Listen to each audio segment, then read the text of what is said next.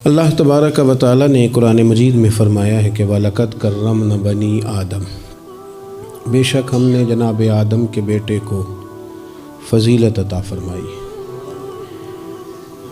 کرامت کا تاج عطا کیا ہے، اشرف المخلوقات بنایا ہے، ساری مخلوق سے زیادہ اس کو عزت عطا فرمائی ہے۔ انسان ہونے کے ناطے تمام انسان نہ صرف یہ کہ برابر ہیں بلکہ قابل احترام ہیں۔ اللہ تبارک و تعالی نے سب کا اعزاز رکھا ہے، سب کو فضیلتوں سے نوازا ہے، لیکن دنیاوی زندگی کے اندر اللہ تبارک و تعالی نے ان کی تقسیم کر دی ہے۔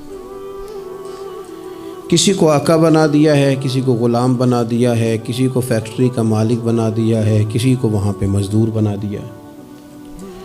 اور یہ تقسیم اللہ تعالیٰ نے اپنے فضل سے کی ہے نظام قدرت کو چلانے کے لیے، نظام زندگی کو چلانے کے لیے۔ اور قرآن مجید فرماتا ہے نحن قسمنا بینہم معیشتہم فی الحیات الدنیا، ہم نے دنیاوی زندگی میں ان کی معیشت کو تقسیم کر دیا، ان کے درمیان معاملات کو تقسیم کر دیا ہے، خود اللہ نے کیا۔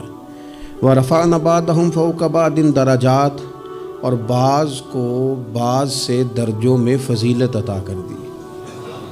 ہم نے خود تقسیم کیا ہے، مالک نے تقسیم کیا ہے۔ وہ فرماتا ہے ہم نے بانٹا ہے خود، یہ تمہارا نظام زندگی کہ بعض کو درجوں میں فضیلت دے دی ہے۔ یہ تقسیم، یہ کار حیات اس لیے تاکہ نظام زندگی کو چلایا جائے۔ ایک شخص کو اللہ تبارک و تعالی نے بادشاہ بنایا ہے اور ایک کو اس کا دربان بنایا ہے۔ یہ تقسیم اس لیے کی ہے کہ ظاہر ہے سارے تو بادشاہ نہیں بن سکتے، اور کسی نہ کسی نے دربان بھی بننا ہے۔ حکم کیا ہے؟ حکم یہ ہے کہ وہ دربان احساس کمتری کا شکار نہ ہو، وہ یہ سمجھے کہ اللہ تعالیٰ نے اس ملک میں اسی جگہ میری ڈیوٹی لگائی ہے، اور بادشاہ تکبر کا شکار نہ ہو،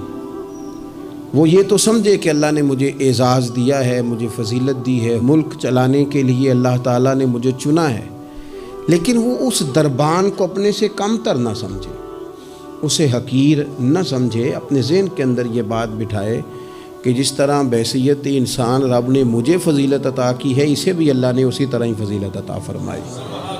اور اگر انسان ہونے کے ساتھ ساتھ وہ مسلمان بھی ہے، مومن بھی ہے، تو پھر تو نبی پاک صلی اللہ تعالیٰ علیہ وسلم نے فرمایا میرے مومن کی عزت اللہ کی نظر میں کعبے سے بھی زیادہ ہے، پھر تو اور زیادہ فضیلت اس کی سمجھے گا۔ ہم نے اس تقسیم حیات کو اپنے اوپر طاری کر لیا، اور کچھ لوگ احساس کمزوری کا شکار ہو گئے ہیں، اور کچھ لوگ ایسے ہیں جو بلا وجہ تکبر کا شکار ہیں۔ انسان کو یہ حکم دیا گیا ہے کہ وہ جہاں بھی ہے وہ اللہ کا بندہ بن کے وقت گزارے، اس کے ذہن اور نظریات ٹوٹے نہ، بکھرے نہ، وہ یہ سمجھے کہ اللہ تبارک و تعالیٰ نے اگر کچھ مجھے دیا ہے تو اپنے فضل سے دیا ہے۔ ہمارے ہاں یہ ہوتا ہے کہ اگر کسی شخص کو کوئی چیز خدا اپنے فضل سے دیتا ہے تو وہ اسے نہ اپنا حق سمجھنے لگتا ہے، اور وہ محسوس کرتا ہے کہ یہ معاذ اللہ مجھے ملنی ہی چاہیے تھی، میں اسی کا حقدار تھا۔ وہ چیز پھر اس بندے کو بعض اوقات تکبر میں مبتلا کرتی ہے، بعض اوقات خود پسند بنا دیتی ہے، اور بعض اوقات جو اس کی بہترین صلاحیتیں ہوتی ہیں وہ صلاحیتیں زنگ آلود ہو جاتی ہیں، اخلاقی کمزوریاں اس کے اندر جڑ پکڑ جاتی ہیں۔ محبوب سبحانی حضرت غوث اعظم صمدانی شیخ عبد القادر جیلانی رضی اللہ تعالیٰ عنہ ارشاد فرماتے ہیں کہ تو جہاں بھی ہو نا اپنی سوچ کو عاجزی والی بنا۔ آپ فرماتے ہیں اگر تیری عمر زیادہ ہے اور تیرے سامنے ایک شخص کھڑا ہے جس کی عمر تھوڑی ہے، تو تو اپنے ذہن میں یہ بات بٹھا کہ اس کی عمر تھوڑی ہے تو غلطیاں بھی تو تھوڑی ہیں نا۔ اور اگر تیرے سامنے کوئی شخص کھڑا ہے، تیری عمر تھوڑی ہے، اس کی زیادہ ہے، تو پھر یہ ذہن بنا لے کہ اگر اس کی عمر زیادہ ہے تو اس کی نمازیں بھی تو زیادہ ہیں نا، تلاوتیں بھی تو زیادہ ہیں نا، خیرات بھی تو زیادہ ہے نا، عمر جو زیادہ ہے۔ اور اگر تو ان پڑھ ہے اور تیرے سامنے عالم کھڑا ہے تو اس ترتیب سے عاجزی پیدا کر لے کہ وہ چونکہ عالم ہے تو میں تو بہت سارے کام اپنی جہالت کی وجہ سے غلط کر لیتا ہوں، لیکن وہ عالم ہے تو اپنے علم کی بنیاد پر یقیناً وہ مجھ سے زیادہ خیر کٹھی کر رہا۔ اور اگر تو عالم ہے اور تیرے سامنے جاہل کھڑا ہے